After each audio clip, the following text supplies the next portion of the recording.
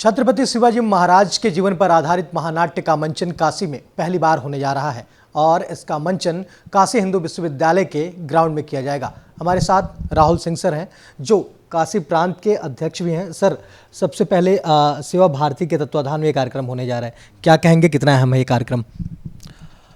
वर्तमान परिस्थितियों में जो हमारे देश की स्थिति है और देश क्या आप पूरे विश्व की स्थिति देखिए तो कहीं ना कहीं से आतंकवाद और गृह कलह इत्यादि से देश परेशान है और हर देश परेशान है। आपने देखा अभी माननीय प्रधानमंत्री जी ने ब्रिक्स में भी और इसके पहले G20 में भी उग्रवाद को एक प्रथम वो मान के कि नहीं, इसके लिए सब देशों को मिलकर आपस में लड़ना चाहिए।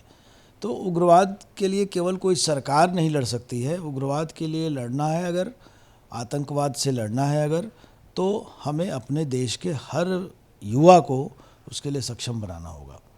और युवा को सक्षम बनाने का काम तभी हो सकता है जब उनके अंदर हम राष्ट्र प्रेम का भाव जागृत करें और इतना बलशाली अपने आप को वो समझे, उसके मन में भावना हो कि राष्ट्र प्रथम है, बाकी सब कुछ दूसरे नंबर पे आता है। सर, कब से ये कार्यक्रम की शुरुआत होगी और कितने दिनों तक ये कार्यक्रम चलने वाला है? इसका 21 नवंबर से 26 नवंबर तक कार्यक्रम संचालित होगा और अगर दर्शकों की संख्या बढ़ी तो हम इसकी तिथि 2 या 3 दिन और बढ़ा भी सकते हैं। फिलहाल अभी 21 से 26 नवंबर तक की योजना हमने की है। प्रतिदिन एक शो होगा, सायंकाल 5:30 बजे से 8:30 बजे तक। 5 बजे तक सबको स्थान लेने का आग्रह किया जाएगा, जिससे कि बड़ी भीड़ होनी है। एक दिन में 8 से 10 हज़ार लोगों को देखने की व्यवस्था की जा रही है एम्फी थिएटर ग्राउंड में काशी हिंदू विश्वविद्यालय के।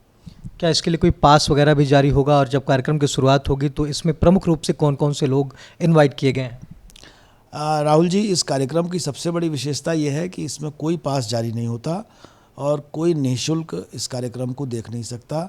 मैं आयोजक हूं, फिर भी अगर मुझे एक दिन देखना है तो एक दिन और 6 दिन लगातार देखना है तो लगातार 6 दिन टिकट लेके ही देखूंगा। वाराणसी के जिलाधिकारी, कमिश्नर, इवन मुख्यमंत्री जी भी आएंगे। कार्यक्रम का उद्घाटन उन्हीं के द्वारा कराए जाने की अभी तक योजना चल रही है। यदि समय, उनका बहुमूल्य समय हमें मिल गया तो उद्घाटन उनके द्वारा होगा। पोस्टर विमोचन हमारे मुख्यमंत्री द्वय ने किया था और बीच बीच में हमें बड़े लोगों का सानिध्य मिल रहा है, उनका मार्गदर्शन मिल रहा है। पूरे कार्यक्रम का दिशा निर्देश संचालित करने का कार्य राष्ट्रीय सह सेवा प्रमुख हमारे अनिल ओक जी भाई साहब कर रहे हैं, जिनको बहुत विधिवत डीपली जानकारी है इस कार्यक्रम की। तो उनके निर्देशन में जो हमें आदेश मिलेगा करेंगे। कोई पास नहीं है, टिकट है। विद्यार्थियों के लिए 200 रुपये का टिकट रखा गया है, जो कि काशी हिंदू विश्वविद्यालय में हो रहा है और अन्य विद्यार्थियों को, अन्य विद्यालयों के प्रबंधकों से हम संपर्क में हैं और कर रहे हैं कि हर विद्यार्थी कक्षा कम से कम 10 वर्ष से लेकर के 25 वर्ष 30 वर्ष की उम्र तक का हर विद्यार्थी इस कार्यक्रम को अवश्य देखे, ऐसी हमारी योजना है। अगर नहीं देख पाएंगे विद्यार्थी शेष रह जाएंगे, क्योंकि हमें 6-7 जिलों में ले जाना है इसको, तो शेष रह जाएंगे तो हम कार्यक्रम की तिथि बढ़ा देंगे।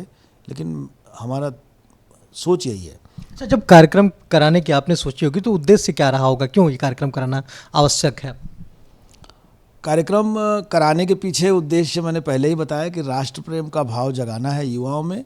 शिवाजी महाराज बहुत ही अल्प संसाधनों से मुगलों का, तुर्कों का और इस तरह के जो हमारे विदेशी आतताई हमारे देश पे हमला कर रहे थे, हमारी संस्कृति को नष्ट भ्रष्ट कर रहे थे, उनसे इवन शिवाजी के जो पिताजी थे वो भी एक सुल्तान के यहाँ सैनिक थे, लेकिन जीजाबाई ने जो है इनको ले करके अलग एक मंदिर में पालन पोषण किया और बचपन से ही उनके अंदर बहादुरी के गुण भरे और उनको सैनिक के रूप में पाल पोस के बड़ा किया कि नहीं, ये तुमको राजा तो बनना ही है लेकिन तुमको सैनिक बनना ज़्यादा ज़रूरी है। तो शिवाजी महान योद्धा थे, वीर थे, लड़ाका थे, शौर्यवान थे, पराक्रमी थे।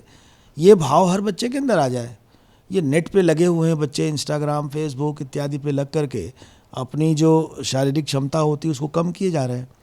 तो हमें सैनिक कहाँ से मिलेंगे, अच्छे कमांडर कहाँ से मिलेंगे, अच्छे कमांडेंट कहाँ से मिलेंगे, एयरफोर्स के लिए हमें विंग कमांडर कहाँ से मिलेंगे? सबके अंदर वीरता का भाव हो, राष्ट्र प्रथम हो, पहले हम सेना में जाएं। उदाहरण के तौर पे आपको बता रहा हूँ, इजराइल एक छोटा सा देश है, बड़ी कम आबादी है, लेकिन इजराइल के सामने कोई खड़ा नहीं हो पाता है क्योंकि उनके यहाँ अनिवार्य है हर बच्चे को सेना में जाना। और यहाँ हम चाहते हैं कि पड़ोसी का बच्चा सेना में जाए, मेरा बच्चा जो है वो किसी मल्टीनेशनल में नौकरी करे और अच्छा पैसा कमा के घर भेजे। इस भावना को बदलने के लिए ही हम लोग ये नाटक कर रहे हैं। कानपुर में हो रहा है, इसके बाद लखनऊ में होगा, फिर वाराणसी में होने जा रहा है, काशी में। और योजना ऐसी है कि यदि हमारा समय और भाग्य साथ देगा तो पूरे उत्तर प्रदेश के हर ज़िले में, एटलीस्ट मंडल के मुख्यालय में इसको कराया जाए। ये केवल शिवाजी तक सीमित नहीं है। इसी बहाने हम हर महापुरुष को, जिन्होंने देश की रक्षा के लिए अपना प्राण न्यौछावर किया है, उनको याद करें। सर 200 रुपये का टिकट लिया जा रहा है, 10-10 हज़ार लोग तकरीबन एक दिन में इस कार्यक्रम को देखेंगे। कितना बजट है इस पूरे कार्यक्रम का और कहाँ ये बजट लगेगा? हाँ, अच्छा प्रश्न किया राहुल जी आपने। देखिए, इस कार्यक्रम का खर्च बहुत है। 300 से अधिक कलाकार काम करते हैं। कुछ तो महाराष्ट्र से सीधे पूरी ट्रेन बुक कराई गई है, वो लोग यहाँ आएंगे। और इसमें करीब 150 से 200 लोकल कलाकार कार्य करेंगे। इसके अतिरिक्त उनके रहने, खाने, ठहरने की व्यवस्था करनी है।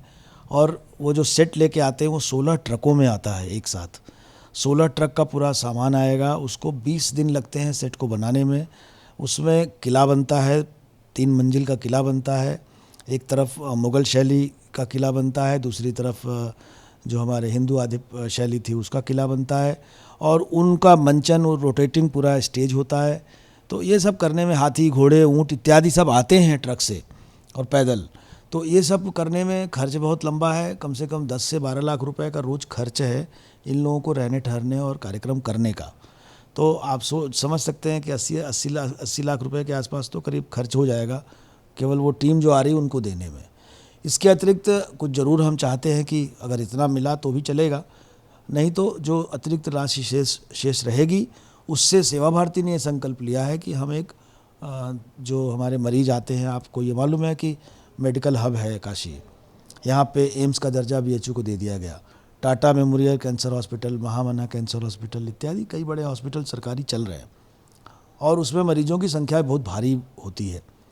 अब मरीजों के साथ उनके तीमारदार आते हैं जिनके रहने की कोई व्यवस्था नहीं है।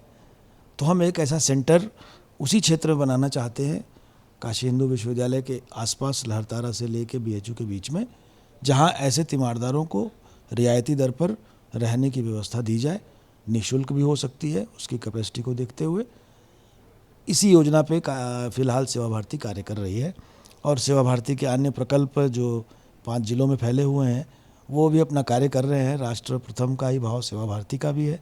और राष्ट्र के प्रथम नागरिक जो वंचित हैं, शोषित हैं, शोषित तो अब नहीं कह सकते आप, सरकार उनके साथ है, लेकिन वंचित हैं, अभी भी उनको ये पता नहीं कि हमारे लिए क्या अच्छा है क्या बुरा है, उनको हम लाके संस्कारशाला चला रहे हैं।